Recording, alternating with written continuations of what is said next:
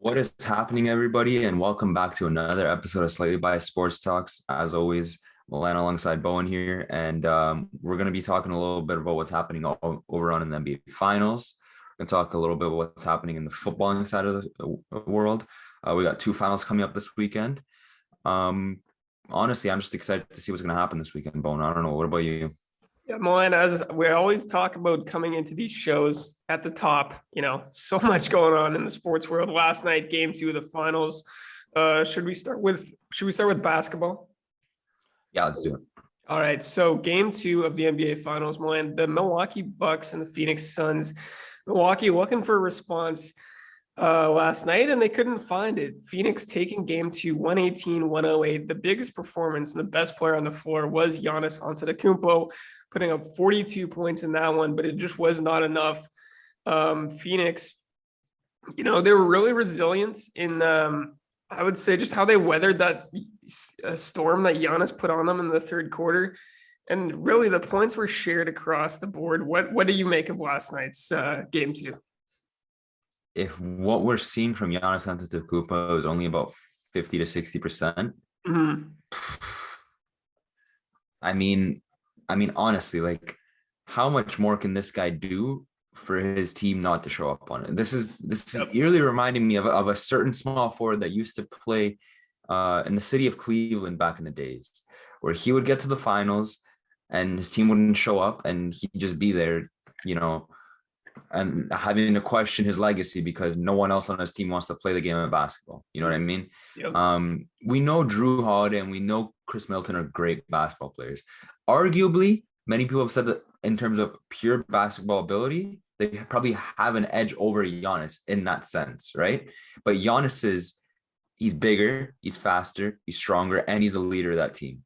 Yep. And, he's doing that. He's showing that throughout these games, 42-12 in a loss, unfortunately. But he's been fantastic, 11 of 18 from the free throw line. That's more than respectable for him because we know how his struggles from the free throw line. Yeah. I don't know. I think there's not much more he can do other than hope that his team shows up. He's doing everything he can on the floor over there. Yeah, looking at the stat line, Chris Middleton only with 11 points, Drew Holiday with 17, Brooke Lopez with 8, and I believe Pat Connaughton outscored Chris Middleton. Pat Connaughton had 14 points off the bench. If Pat Connaughton, and no disrespect to Pat Connaughton, all right, but if Pat Connaughton is outscoring Chris Middleton in a finals game, we have issues.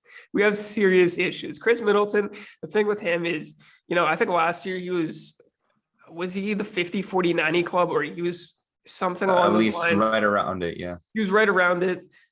People were saying, give this man his flowers, as you like to say, Milan. And people were hesitant on this because, he'd never really shown it in a big game. And yeah, he showed it in, I believe it was game 5 of the East Finals, I think, when he went crazy in that one. Maybe game 4, but regardless, the thing with Middleton is he's just too inconsistent, and he hasn't shown up in the finals yet, and he only put up 11 points. And that really hurts Milwaukee because if I told you, we were talking about the game and I could have come from the future and said that Giannis would put up 42 points and the Bucks would score 108, you'd have to like their chances, right? Like you'd have to like their chances. But Middleton putting up 11, that's just not good enough.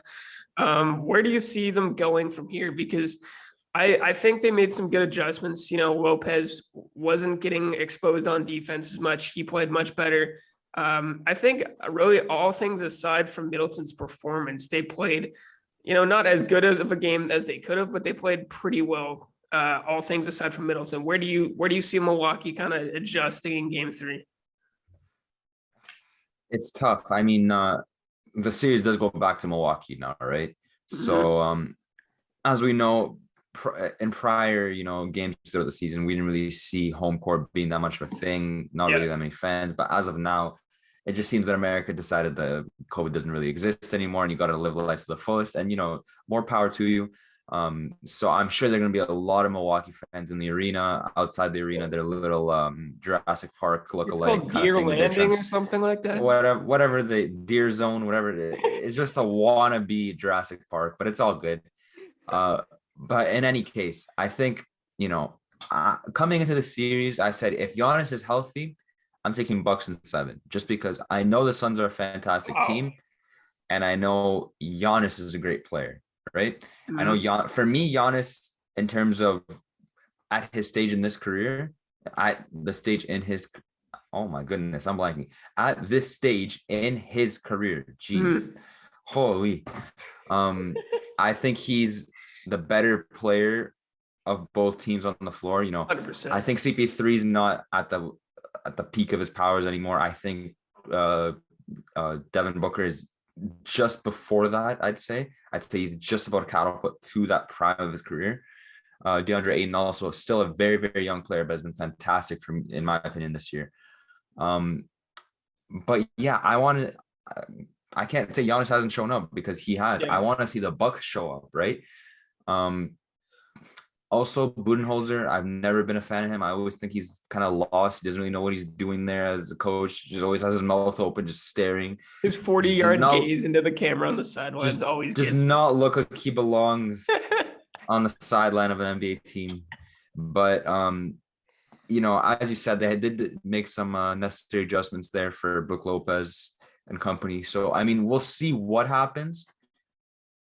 It's hard for me to say right now that the Bucks can win even a game, Yeah. though. Like, it's looking like a sweep. I don't think it's going to be a sweep. I think home court, and I think Milwaukee is really going to get at it in game 3.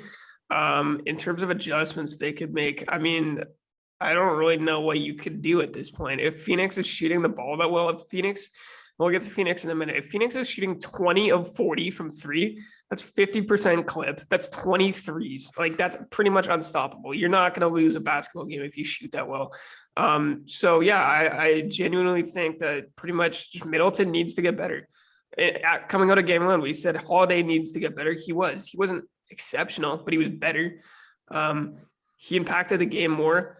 And yeah, now it's Middleton's time to step up. That's really what Budenholzer really has to emphasize. I mean, yeah, you don't want Giannis to have to carry like he did, because you know he's only on one leg pretty much, and that's what we can speculate at this point. Also, yeah, you'd want a guy like Brook Lopez to get hot and go for 25, something along those lines. So I think Milwaukee needs kind of that, and then yeah, you're just gonna want Phoenix to shoot worse from 3.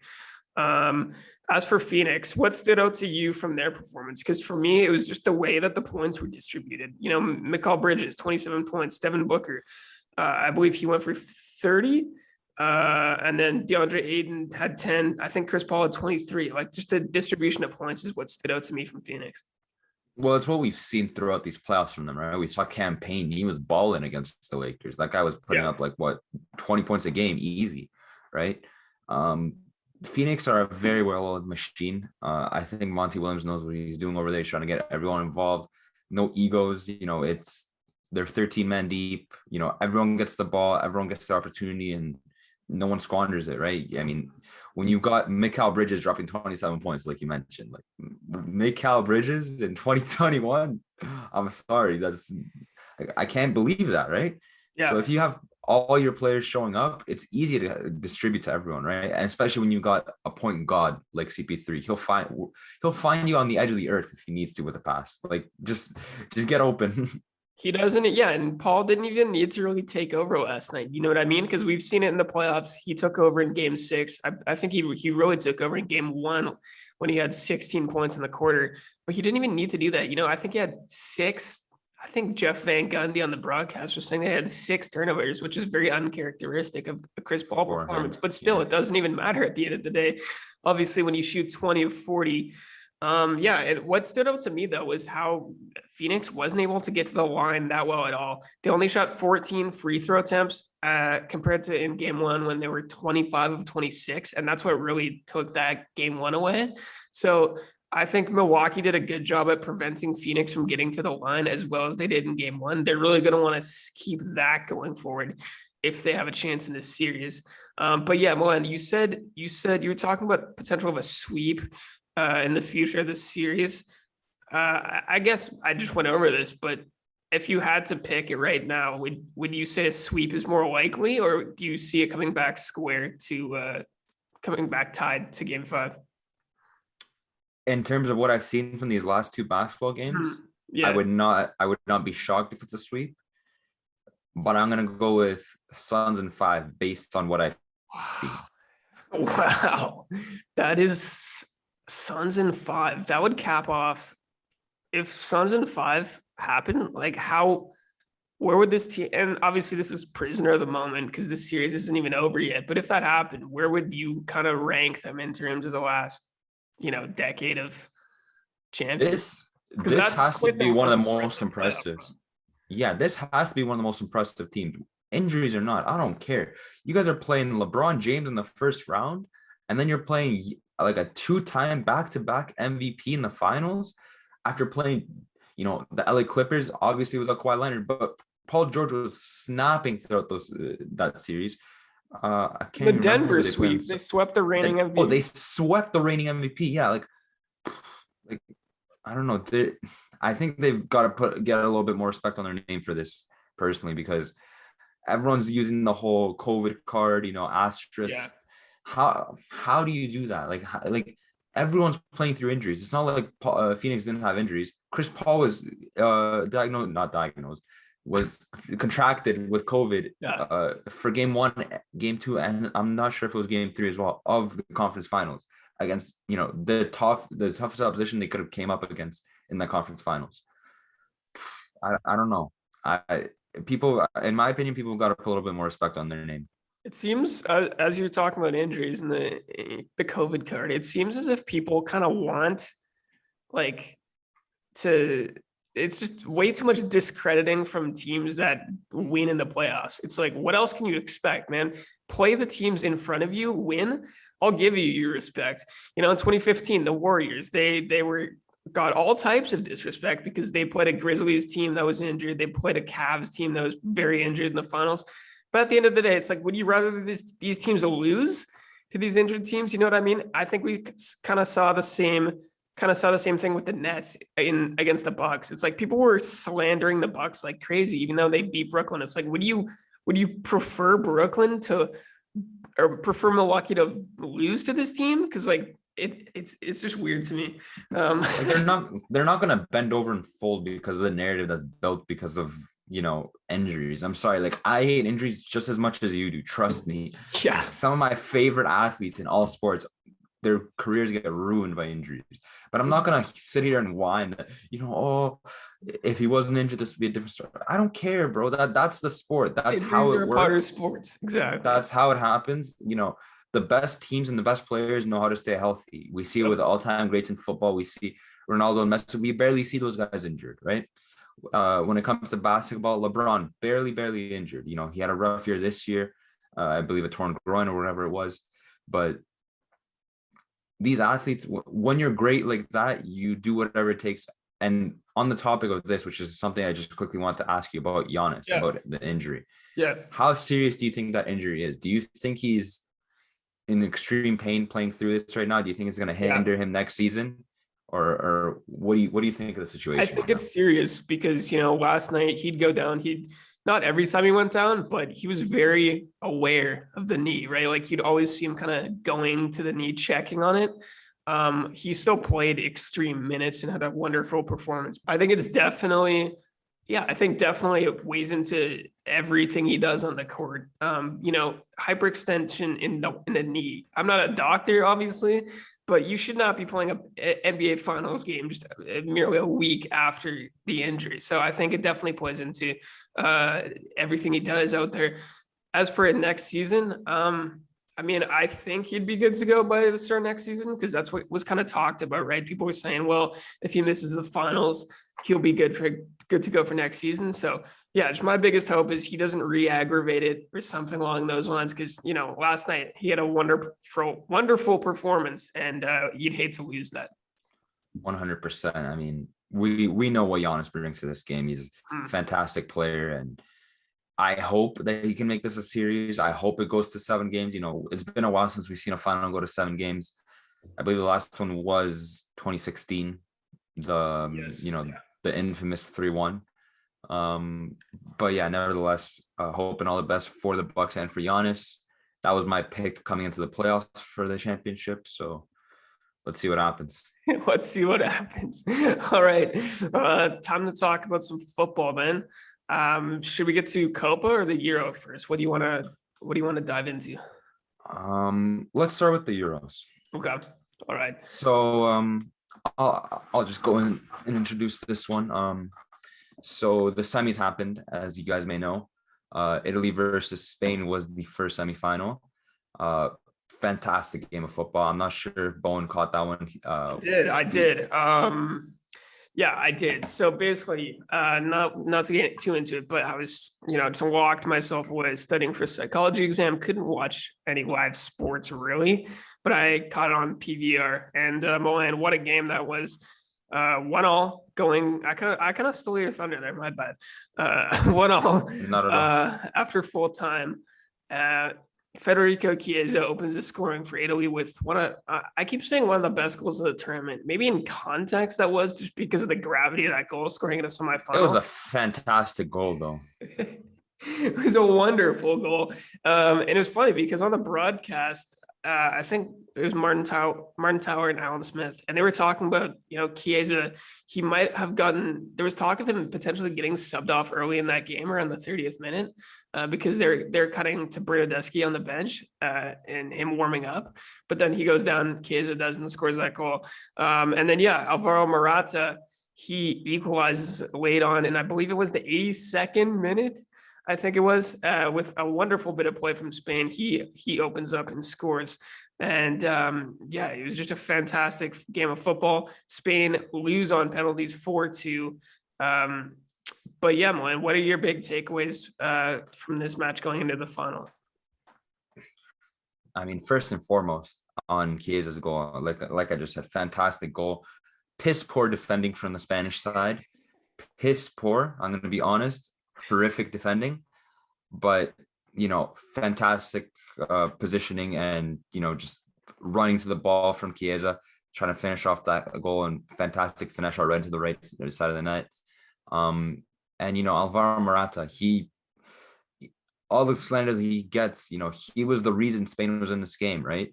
Spain, they kind of proved the both of us wrong in the sense that we kept going on throughout this tournament saying they stink, overachieving, like they're not playing well. I don't know how they're even this far, blah, blah, blah. That was the best game they played all tournament. And arguably, if they would have won the penalty shootout, it would not have been undeserved. Right? Exactly. But nevertheless, in the penalty shootout, you had Dani Olmo with the second penalty. The first penalty was Locatelli, that, very poor penalty. I think the nerves got to him as a young guy. He wasn't ready for the big time, unfortunately. But nevertheless, Dani Olmo wasn't either, because that guy skied it. Then, great pens taken. You had Leonardo Bonucci sink a penalty. You had Bernardeschi hit a great penalty on the right side of the net. Alvaro Morata, with the pressure on him, with the fans booing him, steps up to take the penalty and right into the hands of Donnarumma. Yep. Wow. It's I'm not gonna lie, unfortunate. That was the closest thing I've probably seen in football to like a player having like a mental breakdown after a play.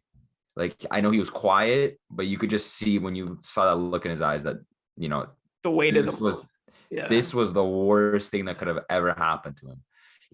Throughout the tournament, he's been getting slandered for the big misses that he's had, the big chances.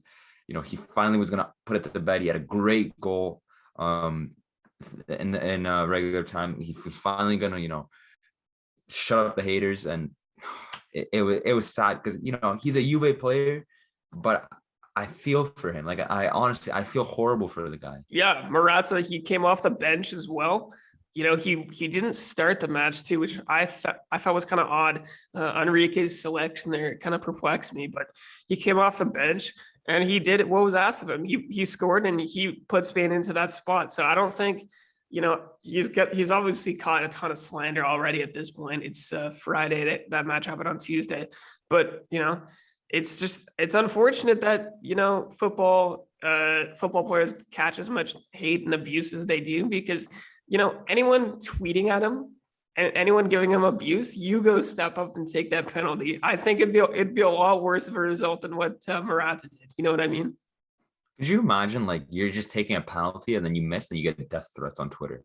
Like, do you guys have any shame? Like, do you guys have any self-respect that all you do is go on Twitter and you tell people to kill themselves because they miss a penalty? Like, have some self-respect. Understand that, it's not the easiest thing to do. Like you just said, you step up and try to do it.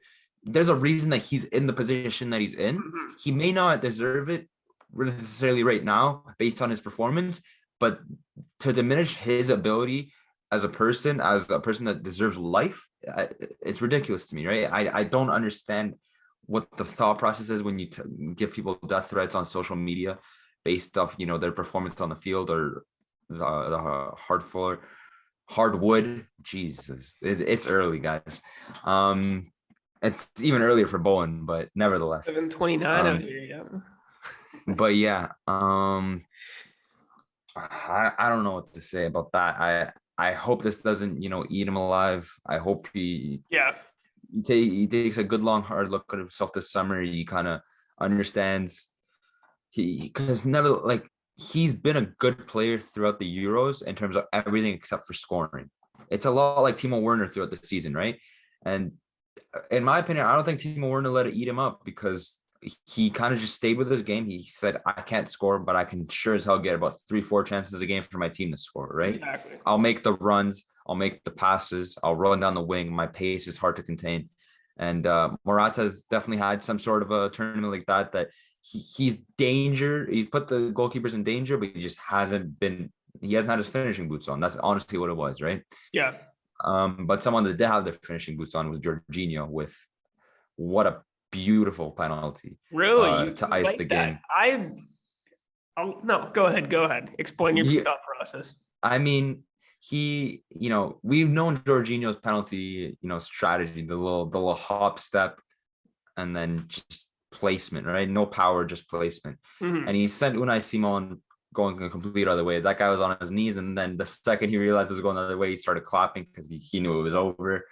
I don't know. I thought it was a fantastic penalty. I mean, he sent the city of Woodbridge in Ontario, the city of Rome, and the city of New Jersey into mayhem. I mean, you're looking like it was looking. I don't even know how to describe it. Like if these guys end up winning the final, I want to get in a car and I want to drive to Woodbridge. I just want to see what's going on over there. No, the passion that Italy has is just the renaissance of this tournament of the Italian team and the way they're playing. Like, they're not playing defensive football. This team will press you. This team will attack you. This team is fearless, and they have the right set of players. I talked about this coming into the tournament. I had them as my pick to win. Unfortunately, Denmark didn't make the final, but we'll get to that in a bit. But yeah, Italy. You have to really credit that entire team. You can discredit their defense and their backline, Chiellini and Bonucci, for being a bit older, but class is permanent. They're really solid. Donnarumma, as much as you hate to admit, he's been really good in a mobile way. He's scored in flashes. He hasn't been as good in the knockouts. He's better in the group stage, but he's been there when he's needed to be. So I think Italy has a really, really good chance. I don't even know who do you pick as the favorites. I guess we can talk about that in a bit. But yeah, my point is just Italy. I've just really been impressed with how well they've been. I had them in the final, but I didn't know that they were going to look this good, if that makes sense. What did you think of that Jorginho penalty? You were saying, really, you thought that was nice? I want to hear your take on this. I was taken aback by it because it felt like he just rolled it into the back of the net, and I guess I should have thought otherwise because he's not like a Paul Pogba where he just smashes it into the back of the net. I thought he was gonna miss, like when he went up to kick it, and the way he basically put no power. He was more of a pass than a shot. To me, that's how it looked. I was certain that Simon would, just easily get to it, but he sent him the entire, as you said, Simon couldn't deal with it. And yeah, it was, I guess looking back on it, it's more of a classy penalty than I thought, but I don't know. I think England's definitely going to be looking at that and studying what he did there, because do you think, let's say Jorginho gets a penalty in the final, does he go for that technique again? Most definitely. I mean, if it isn't broke, don't fix it, right? Jorginho, his whole career has been taking penalties like that. he was renowned in this area for that penalty, routine. Like he would just run up very slowly and just place it into the back of the net. He can trick the goalkeeper. He's great at that. And there's videos of him with on YouTube with, I don't know if you know, Chunks and Philly. Yeah. They were, with him while he was showing them his, the way he takes his pens, and he was showing them the little hop step is the most important thing, because that's where you're showing the goalkeeper you're going one way and then you go the other, and then you don't even know where you're going until you see where the goalkeeper is going. You know what I mean? I think it's genius. The most important thing is to get it on target, right? Yeah. But Exactly. but I think it's genius, and I think if it comes down to him having to take a penalty against England, I'm sure he's going to take it the exact same way, and I'm about 99% sure he's going to convert it. Wow. Well, I just can't wait, man, for the final. But any more thoughts on this Italy match? Yeah, that's my last thoughts on the Spain versus Italy match. And Milan, feel free to add something after this if you like. But just the resiliency of the Italians. In the first half, they only had one chance on goal the entire half. It was a weak shot off the cross by Emerson. They were really, Spain was by far for me in the first half the better team, and just the resiliency. Obviously, the game totally changed on its head when Chiesa scored, but for the fact of Italy to go up after being dispossessed and outplayed in the first half, and then for them to concede late and have all the momentum surge back to Spain, and then to go to penalties to win, I think, if they do go on to win this tournament, you have to look back on this as their landmark win. Like, would you agree with that? It's tough because, I mean, they also beat the number one ranked team according to FIFA, right? Like, Yeah. They've just been on a tear. I mean, they've won every single game they've played in. Like Italy, if you came into this tournament not expecting them to play well when they're coming off over a 25 game winning streak or unbeaten streak, you're delusional, right? Roberto Mancini, he's had this team playing fantastic football. Like you said, a renaissance for them. They don't do the catenaccio, the simple get the one goal lead and defend for your life. Yeah, they do defend when they need to, but they're going for the kill. They're going for the 2-goal lead. They're going for 3-goal lead. If they can't get the 4-goal lead, they'll take it. But they don't stop. They keep going, and it's definitely a sight to see for Italy. It's not the usual Italian team I see. No. I think in terms of not ability, because we've seen the 2006 World Cup team had the likes of Del Piero, you had Totti. With Bolton in his knees, that was still performing fantastic. But in terms of how this team plays, I think this is probably the best we've seen Italy in a very, very long time. Oh, one more thing. I know I just said the last top, but one more thing. Where would you rank Italy if they were to win? And I guess we'll do this with England when we talk about them as well. But where would you rank Italy in terms of European champions if they go on to lift the trophy on Sunday? I'd say they're right behind the 2012 Spain team. This is one of the best teams ever in terms of Euro winners, because you're beating England at Wembley with, majority of the fans being English in that arena, because that's just how the restrictions have worked for some reason by UEFA, that more English fans have been allowed in the arenas than any other ones. You played a lot of your games in different parts of the world. Yeah, you played your group stage in Rome, but, everything else was scattered throughout Europe. Injuries, COVID, like, as much as people want to discredit people for that, that's the thing that you should be crediting people for the most. And to top it all off, their best player went out injured. Spinazzola, torn Achilles or whatever it was, broken Achilles. He's out for at least 6 to 8 months, and they're still performing well. So, I mean, it's a team that everyone plays well. You got Immobile, you have Insigne, Chiesa, you have Berardi playing well on the wings when he gets his opportunity.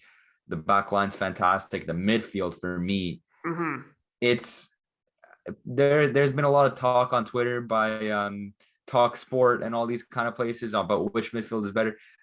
Italy's midfield is leaps and bounds ahead of this midfield. I mean, you've got, I'd say, at least 2 world-class, like, out of this world midfielders in Barella and Verratti.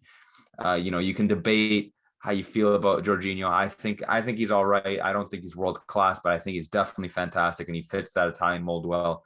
As you know, as a regista finally has that role, which is a problem that he doesn't really have at Chelsea, because that role is kind of dead in the English game. It's more of a Serie A position, right, or an Italian position. But nevertheless, you know, Italy, I definitely think they should be one of the all-time greats, you know, especially when you got a lot of very overrated winners. I mean, 2004, we had Greece. No disrespect to Greece, but you had Greece win the Euros. Very, very interesting way that they won it. You know, extreme luck. But that's, you know, that's what you need when you need to win some of these tournaments, right? And hoping for the best for Italy. I will talk about who they're facing off in the finals with in a second, but I will, you know, be backing Italy till I die, just because I don't want their opponent to win. No, I totally agree. I think Italy is right behind the 2012 Spanish team for me. That Spain team is going to stack up there, you know, for years and years to come. It'd be hard for a team to come along and beat that team in terms of what they achieved in that 4-year time span. But yeah, I just think Italy, if they do go on to win, they're, for me, an all-time great. You really have to respect that. Before we even like go any further, just really quickly, can we just take in that I believe they played a 6-man midfield in that final when they won 4-0 against Italy. Right, because Fabregas, they didn't even play Fernando Torres. Yeah, because Fabregas, he was basically like a false nine, right? He wasn't like a out-and-out striker. They had Xavi, Busquets, Iniesta, Xabi Alonso. I'm trying to rack my memory. Maybe David Silva. Yeah, no, that Spanish team, man, that team was different, because you didn't even have to have Fernando Torres firing on all cylinders. That was right in the peak of, you know, Barca and Real Madrid, you know, 2010s feud, I guess you could call it, rivalry. That team was different, but it's, and you can't compare eras, right? But just the point is, I think Italy, you really have to respect what they've achieved if they do go on to win on Sunday, which I hope they do. I really do. Oh yeah, all right, interesting. It's purely for the prediction, or you just like them and their chances better than the team we're about to talk about right now? Should we do a prediction right now? We can go on. First, we'll go on to this. Let's go on the England. Let's go on better we just do that. Yeah. So England, Denmark, great game of football. Did you end up catching this on the PBR, Bowen? I did, and it was an unfortunate watch. As a football fan, it was a great watch, but for my bracket, it was a very unfortunate watch. I really wanted Denmark in that final, but you know, Milan, I know you don't like England, but the story to me was an excellent story in that match. You have Denmark looking to go for the 1992 Magic without Christian Eriksen, resilient, resounding team. And then you have England looking to make their first European final at home in front of a 60,000 stadium. Yeah, first Euro final ever. And the game, it was a great one. As much controversy as that surrounds it as typically does in an England match, especially so in a European Championship semifinal in England. I think it was a great match. And I don't know. I think Denmark could have given Italy a great game had they made the final, but England, you have to say, they've only conceded once the entire tournament. You have to respect that. Take it away, Milan. I know you have a lot of thoughts on this stuff. I mean, yeah, as you said, they've only conceded once this tournament. What a goal it was. I mean, Mikael Damsgaard, currently linked with Milan. Fantastic player, only I believe 21 years of age, playing straight at Sampdoria. He's a great player. He stepped into Eriksen's shoes perfectly throughout this tournament, and you know, they haven't missed a beat, right? They played great, and it was a beautiful goal. And I started dreaming, I started believing when I saw that goal go in. I saw it, I said, here it comes, finally I'll be right. Because if you guys know, on Twitter, I made a prediction going into the Euros for best player, golden boot, winner, and biggest underachiever, I believe. Yeah. So and dark horse. And I've gotten, so far, it looks like I'm going to get all of them wrong, because I mean, England's in the final. I don't think you can say you're an underachiever if you're in a final.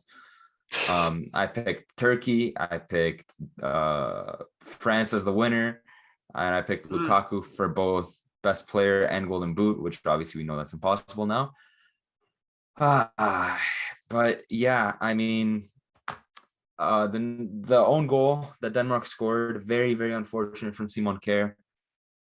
Um, it was unlucky, honestly. He had a great game. Other than that, he led that back line very, very well. I believe the 3-5-2 that they were playing was, very good towards holding back that double pivot that England was playing with Phillips and Rice, which has been fantastic all tournament. I've got to give all the credit to BR Southgate for that, because I've always been critical of the fact that he's playing 2 DMs when he has all that talent inside. But listen, it's Yeah. winning them games, and what can you say, right? Mhm. Yeah. But the penalty. So you have now watched the game. I didn't get to talk about this with you earlier. What are your thoughts on this penalty? There's a lot of controversy surrounding this, a lot of stuff being said. What do you think? Well, given the context of the situation, I think that's always going to be a penalty. I think it is. I think it has to be. I mean, I think you're at Wembley, 60,000. I don't see how that couldn't be a penalty, really, just based on the context alone. Like, what do you make of that? Well, there's a few things, right? There's the situation with the second ball on the pitch just before, the run happened from Sterling. I didn't Which notice always that in should be real called time. back in my books. If there's a second ball, One is that, million percent. yeah, get I that. didn't notice that in real time, but that is, for that not to be caught by at least 4 officials plus VAR, I don't know, that's a little dodgy as well. Sterling, in the moment when I saw it, I didn't think it was a dive, right? I thought he got the pen. I thought two guys were, crunching him. I thought he got it, right? He did make a little bit more of it than he should have, but that's part of the game. Yep. And I don't want to hear English people complaining about Italians diving, because the same thing happened, right? The exact same thing. But the pen as well, like there was a laser being pointed at Kasper Schmeichel's eyes while he was trying Yep. to save it, and he did end up saving it. But that's another thing that people are taking advantage of. There's just so much that's so weird and so dodgy about this, and all the little conspiracy theories. All the English teams are the first teams to pull out of the Super League. Maybe Chefrin's rewarding them for this. He gave them the Wembley final. Just how much can you guys just keep waffling at this point, bro? Like, I think it's a little bit of luck, but that's how football is, right? You get a little bit of luck here and there. And full credit I don't think England are undeserving of the win. I think Denmark could have been deserving had it gone to penalties or they won, but I don't think it was undeserving. Harry Kane with a goal off the rebound of the penalty. I don't think he had a great game personally, but um, Sterling player of the tournament for England alongside, I'd say, Calvin Phillips and that back line, Luke Shaw, great game again. Yeah, England's looking a little scary. And I think they're about to win they definitely have an opportunity. It's about 40% in their favor, I'd say, Really?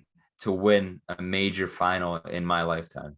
So Right what now. goes into that? Is that just based off form for you? Is that based off the fact they're going to be at home?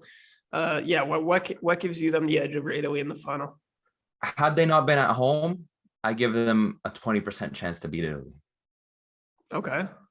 Um, So the crowd plays a lot into it for you then. For me, yes. I think having that.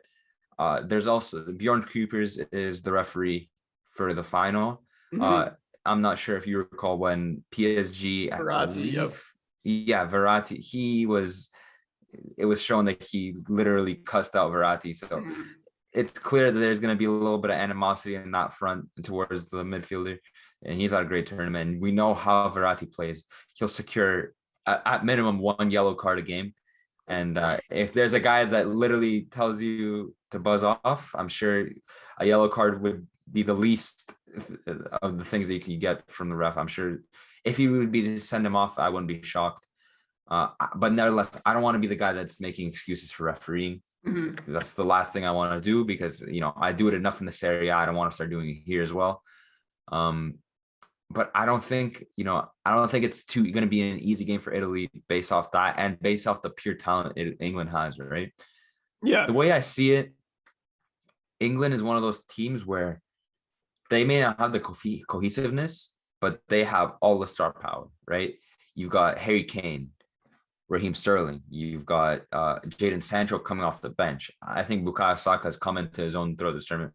If, as an Arsenal fan, I'm sure you weren't shocked to see how well he's played, but he's been fantastic, right? Yep. We saw him play very good in a team that was struggling to get European football. Now we're seeing him play very good in a team full of talent. So that's, very, very reassuring as an Arsenal fan when you guys end up building around him, right? The defense has been spectacular. So much has been said about all the right backs they picked up, but it's worked. Kyle Walker's played the majority of the games at right back, but it's worked out for them. And I don't really know what much else to say about that. I think based off that, they should be given a puncher's chance. But Italy's got the mix of both talent and cohesiveness, right? You've got, for me right now, the best, other than France, the best midfield tandem for a national team you can have, right? The attack, that's probably the shakiest part of Italy, even though you still got Chiesa banging in goals left and right. The defense, we know what the defense from Italy from every tournament is going to be like. The goalkeeper, I'm not going to mention, but he's been good. That's as far as I'll go. But yeah, it's definitely going to be a fantastic game, Bowen. I just waffled for about like 40 minutes straight. So floor is yours, my friend. No, that's no worries, man. I do that. So it's too many times to count. Obviously both teams coming into this final in great form. You can't discredit any team in terms of their form. This is not a Portugal 2016 run for either of these teams. But yeah, I think for me, where I really have to give Gareth Southgate a lot of credit is in the fact that, as you mentioned, he had so much talent at his disposal, and he's finally picked a team and he's stuck with it and he's seeing the results. And yes, he plays more defensive football than we would have liked to see. And yes, you can argue that the attacking talent on display has not performed to the maximum of their abilities. But at the end of the day, they're in the final. You cannot hate on Gareth Southgate even if he loses. I think he's going to get a round of applause from he won't get it in the moment if England lose on Sunday, but you have to really, I think personally, you have to respect what he's achieved with this team. Like, would you say that's fair? Like, even if they lose? I think it's fair, but my question to you is, if the brackets were flipped and if Italy was on the England side of the bracket, would England get this far? Because they would have had to go through Austria, Belgium, Spain, rather than Germany, which was impressive, but then a week in Germany Denmark, side. Yeah, and then Ukraine and Denmark. That's a good point. I'd say they get through Austria. Belgium's a coin flip. And then honestly, the way that Spain were playing in that first half, I don't think there was a chance that England was beating Spain, personally. And Spain were coming into their own too. No, that's a good shout. I think it'd definitely be harder. I don't know if they'd make it as far. England definitely had the favorable bracket. But no, I think based off where they were, it was very shaky for them coming out of the group stage. They only scored 2 goals and conceded none. And yes, they won their group, but it was a lot of criticism. But I think Southgate, he's really reaffirmed his job as the manager going forward, even if they are to lose. I don't think, because he's got them to a semifinal in the World Cup and a final in the European Championship, and they will potentially lift the trophy. Enough on Southgate, though. Moen, let's get to it. Predictions. What are we saying? Wow. I don't know. I really don't know. Give me 3-1 Italy after extra time. After extra time. Okay. Wow. After extra 3 goals. So I'm saying 1 all in regular time and then 2 in extra time. So Italy make the breakthrough. Okay. 2-1 after extra time. Italy win on penalties. Oh my goodness. Could you imagine? Could you imagine if this goes But to penalties? you know what the issue is here? Like every time me and you predict something, we always wrong. We're always wrong. We predicted the Jazz, Jazz in 6 against the Clippers. There's just nothing there. You know, they're missing Kawhi, and then those guys lose 2 straight, and we're in the mud every time. Please, I beg you, I'm on my knees, Italy. Please do not let it come home. I have said the cursed words. Do not let it come home. Please, I beg you. I beg you. I cannot stand social media when I see these people go on there talking like they've done anything ever. They're useless for so many years. I can't have this happen. I can't. Please don't let us jinx this. Please. Lorenzo Insigne, all I'm asking of you is pull the best performance of your life. Just pull it out. Just do it. Or Immobile, score a goal. Bag one. Verratti, don't interact with the referee. Just cooler heads must prevail. But no, I think, it's going to be a great final. I think this is going to be a perfect way to cap off an excellent tournament. You know, man, it got here a year later than we all expected, but the football has been fantastic. But yeah, I definitely see this one going the distance. And what else could you ask for? You know, if this goes to pens, it would be a fantastic way to see this tournament capped off, regardless of who wins, for me at least. But yeah, should we do some lineup predictions? Like, who do you think both teams are starting?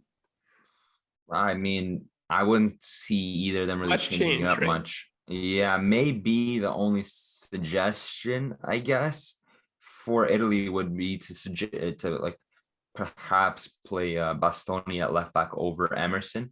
I don't think Emerson had a bad game, but in the sense that, yes, it's better to have a more attacking minded fullback in this era of the game. When you're playing against England, that right wing is always the most dangerous position for them, right? Yep. Either Bukayo Saka or Jadon Sancho, or if they're playing even Mount or Foden or Grealish, even they always have options going through that right wing, right? They tend to play Sterling on the left. So I think you've got to see a way that you can close that guy down. You know, Emerson does have Premier League experience playing for Chelsea, but I wouldn't be shocked to see Mancini perhaps try and see if Bastoni can play fullback. As for England, it's tough because it's like, yeah, they could go with the exact same team, but then you've got 3-4 players that should be starting, right, just as much as the guys that were last game that could start, right? Phil Foden, if you got to play like Phil Foden coming off the bench and Jadon Sancho, they got options. They got options. I think for me, I'd go, if I'm Southgate, you're keeping the entire back line, keeping the goalkeeper the same. Ryerson, Phillips in midfield, and then obviously Sterling, Kane up top. The big coin flips though are the attacking midfield in the right wing position. I'd go Grealish to start, honestly, even though he's been great off the bench. He's been wonderful off the bench. He changed the Germany game completely. I'd go Grealish and I'd go Saka. And then Twitter would just combust because that's what they've been asking for the entire tournament. Really? You think Saka was what Twitter's been asking for the whole tournament? A combination of Grealish and Saka in a starting 11, yeah, I'd say so. Every time. I'd say Arsenal Twitter. I think Sancho's been the one that everyone's been asking for. I don't know. I think I think there's been a lot that's been asked for. And yeah, I guess you're right, Sancho. I don't think Sancho touches the starting 11 deal. I think he should. I think he should. Whether or not he will, that's a different story, because I know, listen, we could take these rivalries aside. Bukayo Saka is a great player for his age, but let's be clear here. Let's be transparent right now, Bowen. We know who Jadon Sancho is. Yeah. I'm not trying to say there's levels to this. Jadon Sancho is a great player, and I think he's not got as much respect from Southgate due to the fact he hasn't played in England, and now he's playing in England. And he started right away, right when that Man United transfer came. Next game, this guy started. Just not checkers. But yeah, I think Southgate, I'd be shocked honestly if Sancho starts. I think Saka has been in good form. I don't think Sancho has got as much opportunity as he deserves, but it's a massive decision. If you're Southgate, I'll ask you this: who would you take in the right wing? Like you said, I mean, we can't bench Bukayo Saka at this point. He's been playing fantastic, right? And he's got the run of form that he's playing well. He's got the confidence. You can't really take him out. But you shouldn't be benching Sancho in the first place. Sancho should have been the first name or the first three names on the team sheet from when the first game started against Croatia, right? There's a reason this guy gets about 15 to 20 assists a season consistently now for the third straight year. I mean, he's fantastic. He's very good on the ball. He can score. He can more than that. He can assist, and that's been the main problem with England is that Harry Kane, in my opinion, I don't think he's had a bad tournament, but I think he hasn't gotten the service that he normally gets at Tottenham because Tottenham just plays through him, right? Through him or through Son, but he's not getting the ball like he did back at Tottenham, right? They're just kind of booted up, inshallah, right? They're hoping for the best, but it's tough. I think Sancho should start. I don't think Sancho will start. I agree. But and as we've talked about all tournament for England, it's just a testament to the depth in that team because any of these guys, Foden, Sancho, Saka, Grealish, they'd walk into any other lineup, maybe bar France. They'd walk into any of these starting 11s, but just the fact that only one of them can play in each position is it's a lot of options. And Phil Foden, he played in the group stage matches. That doesn't seem like it's worked out as much, but he's a phenomenal player as well. So both teams have a lot of depth. Any more thoughts on the Euro final, or should we move on to the Copa? Just gonna be a fantastic game. July 11th, 3 p.m. Eastern. Make sure you guys tune in for that because that's going to be the biggest game you guys are going to see in a very, very long time, especially with the World Cup being in the winter next year. I think it's going to be a great final, and I really can't wait for that on Sunday. But before that is Saturday in the Copa America final between Argentina and Brazil, two of the teams that we talked about when we mentioned the Copa a couple weeks ago. We said that this was the final people want to see, and we got it. We got Argentina. We got Brazil. Brazil, the defending champions. Argentina, Messi looking for his first international trophy on a senior level. What do you make of this match? It's been nothing short of spectacular. Both teams run to this final. But yeah, what do you make of the Copa America final on Saturday? I think there's a clear-cut favorite, unfortunately. And it's crazy to say that the clear-cut favorite doesn't have Lionel Messi on their team, right? As we've seen throughout the tournament, Messi's run throughout this tournament has been fantastic. Assists, goals, just unbelievably difficult matchups. He's not had it easy throughout this tournament, and we've known throughout Copa America throughout the years, like you're always going to be playing that physical football because that's how they learn it, right? That's how they play. Yep. That's how they play out in South America. Colombia, that was not football, what they were playing against Argentina in that semifinal. That was some other sport, maybe UFC, something like that. I think they were getting ready for that Poirier McGregor fight on the weekend as well. On Saturday as well, I'm pretty sure. Yeah. Yes, sir. But that definitely wasn't football. But the penalty shootout, Messi steps up and buries a beautiful penalty. Definitely out of his character, in my opinion, because he's never been a great penalty taker, but that was beautiful. And you saw the passion when Yerry Mina missed the penalty. This guy, that's the first time probably in my life I've seen this guy talk trash to someone, and it was something. But yeah, Messi, and yeah, like, yes, there's a lot of talent in Argentina, but it really is Messi and company, right? Yep. Because 100%. Lautaro Martinez, as always, isn't showing up. Aguero, I don't even want to talk about him not showing up because the guy's old at this point. We know he's not Yeah. going to show up. Di Maria, I'm not sure. Is Di Maria even in the squad, or maybe I'm just tripping a little bit? It just feels like an Argentina side that's kind of on its last legs, if that makes sense, right? Like it kind of feels the same way with Croatia.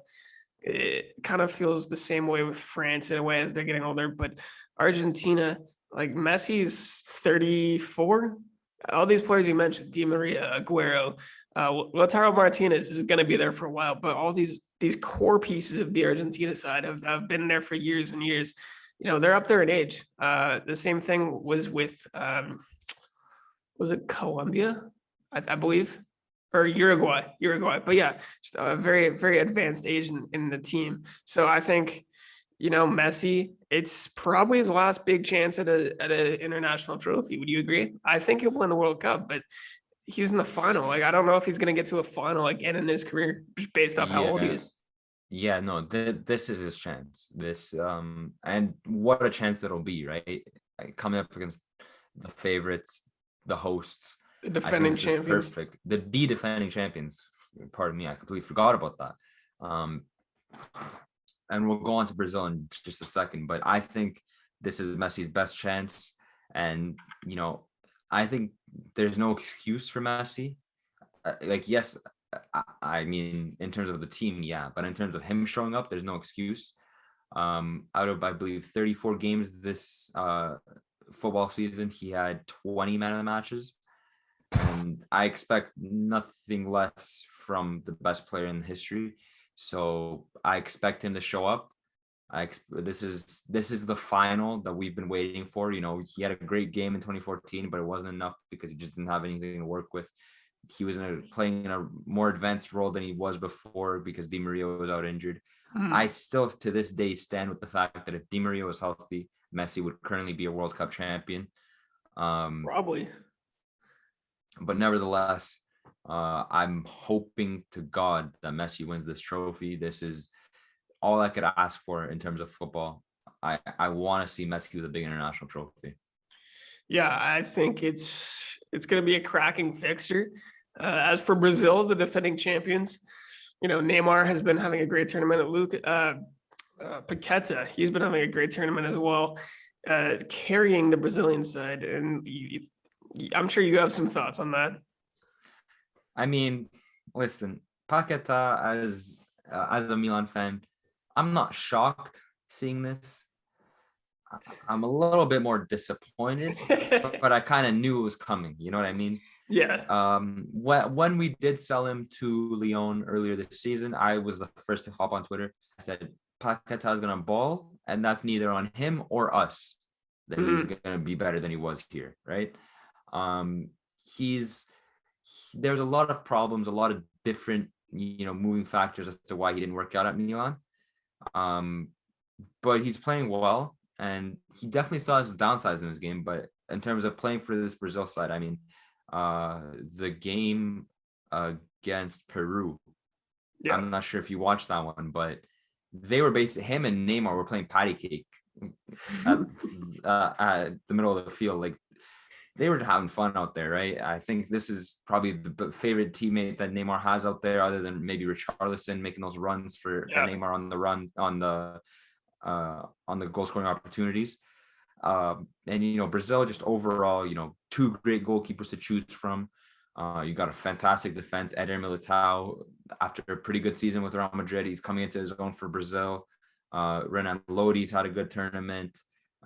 Not to mention Casemiro, as we've known, perhaps the most underrated player in world football, because this guy, night in and night out for Real Madrid, doesn't get the plaudits. For Brazil, doesn't get the plaudits, but he's the most important player in that midfield. He holds that together. He's the glue. And Brazil are the clear-cut favorites, and rightfully so. I mean, they've been dominating throughout the tournament, and it's going to be a fantastic game on Saturday night. Yeah, and they've shown character in their wins. I believe it was in the quarterfinal. Gabriel Jesus, he went out with a horrific red card. I was watching that and it was, what is going on? But they've shown resiliency, going down to 10 men. And they've been the favorites, but they've still had to go and beat the teams ahead of them. And now we got the best final we could have asked for in Argentina and Brazil. So if in terms of predictions for the Copa final, would you go with Brazil or would you go with Argentina? Give me another 3-1. But Same give me score a line. Messi hat trick to win the game. Wow. I'm gonna go Brazil. Brazil 2-1. But there's gonna be controversy. There's gonna be a lot of controversy. There's gonna be some call that's gonna shift the entire gravity of the match. So now Messi's gonna be robbed by referees too. First he's robbed by his teammates. Now it's the referees. We'll see. I don't know. I have no idea of how I can predict that. I just threw that out there. But yeah, I think it's going to be a fantastic weekend of football. We got the Copa final on Saturday. We got the Euro final on Sunday. So if you're a football fan, you're just absolutely thriving. And then Milan, after the Euro final on Sunday, we got Canada against Martinique in the Gold Cup. No, I'm just kidding. Yeah, that was too serious. I thought you were about to mention UFC. You come out of nowhere, the Canada Martinique. I'm like, oh, really? What a great game. We do have that. We do have the Gold Cup kicking off. But yeah, it's gonna be a fantastic weekend of football.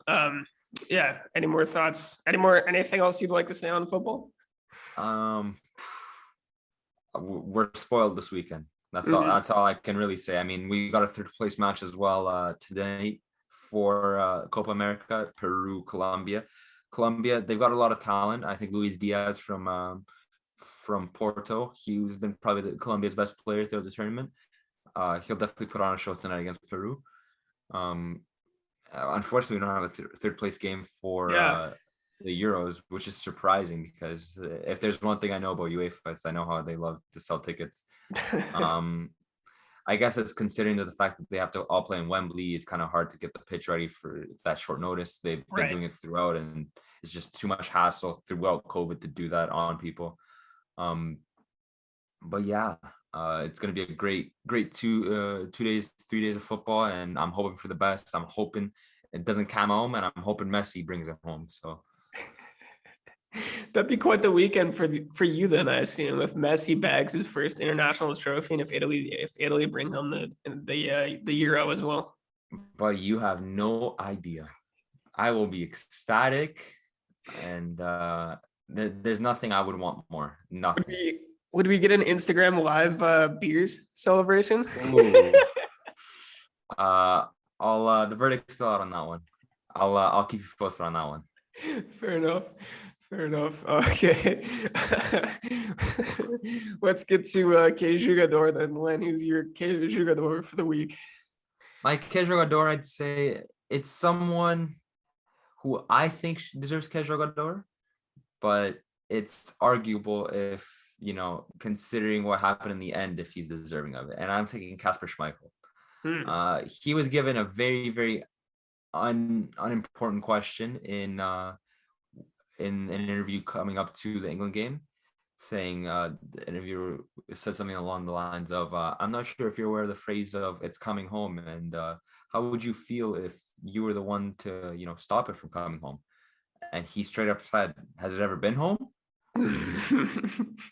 And the reporter, you could tell the reporter got nervous and shy. He goes, but 66. He goes, that wasn't a World Cup?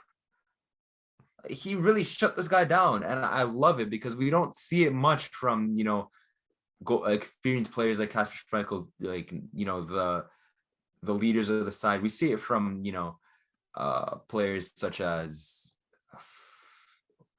like a little bit cockier players. We see people come out in interviews, but we don't really see it from a player like Kasper Schmeichel that was just sick and tired of these pundits and these analysts just completely discrediting Denmark and saying, "Oh yeah, it's coming home. He said it never came home. So why would it be going home? Because that's not his home, right? It's never been home. So hats off to him for that. I know, unfortunately, he's out, but he had a great game as well. at least 2 to 3 big saves. So yeah, that's my Que Jogador for this week. Yeah, that's very interesting. I didn't see that interview. I've been largely off social media. I've been on Twitter like here and there, but for the week. So I don't know if you saw that on Twitter or not, but yeah, I didn't see that. But man, if only Denmark have taken that, I'll get over it soon enough. But my Que Jogador for the week would have to be Giannis Antetokounmpo. Last night's performance was nothing short of spectacular. Milan, we both talked about this at the top. I just want to see this man get some help. I really do. I want to see him win an NBA title very badly. And who knows? Because if he doesn't win it this year, when will he? So I think it was a masterful performance from him. And I just want to see him win a title because, on one leg, phenomenal performance. So Giannis. It's a bit cynical, but just because you brought up Giannis again, I have a quick question for you. Because as we know, Giannis is a very young player, but he's been with Milwaukee for a while, and it seems that they're in a bit of a win now moment. Do you think if they lose this final, do you think he's leaving? No, because he just re-upped. He just re-signed that massive extension. He could easily request a trade and try to get a big market team and then build a dynasty somewhere else, though, right? We know what Giannis brings to the table, and we know he's box office, right? Milwaukee as a team might not be, but we know what Giannis brings to the table. So you think he would stay no matter what? 100%. I think that's in his DNA. I think that's a large part of his character, and I think he's one to stick with it instead of jumping ship, which I respect, and I really hope we'd see more of that from modern NBA in the modern game. But yeah, I think, and especially coming back off the back of a finals loss, if that is to happen, I don't think there's any chance I think he'd definitely want to run it back. And yeah, if they win the title, I guess the question was more based off the premise of if they lose. But if they lose, yeah. I just don't think. No, I don't think he'd want to request a trade unless like they get 4 straight first round exits and a lot of bad stuff goes their way. But I think Giannis will be a buck for life. I love to hear it. We don't see it much in the NBA anymore. A lot of players just move around. It's we see like a handful of teams, but it's the same players in every finals. This is the first finals we see a different set of players, and I love to see it. It's great for the sport. It's great for the NBA. It's great for basketball, as I just said, for the sport. But yeah, no, I'm happy. It's been a greek year of sports. We've got 2 beautiful finals for football. We've got a beautiful final for the NBA. My Montreal Canadiens unfortunately lost in 5 in hockey, but it's been a great year for sports, and what a comeback after a very, very hard year affected by COVID-19. Yeah, no, 100%, Milan. It's been a wonderful sports year, and really hope it continues that way and rolling on throughout the summer and into the next calendar year. Completely agree. Any more thoughts, or are we good to wrap it up? Let's do it. All right. Well, for myself, Bowen Cunningham from Milan Stanshu, this has been another episode of Slightly Biased Sports Talks. Thank you to everybody again for following, listening. We really appreciate the support as always. And we'll be back in the week. Out of here. Later.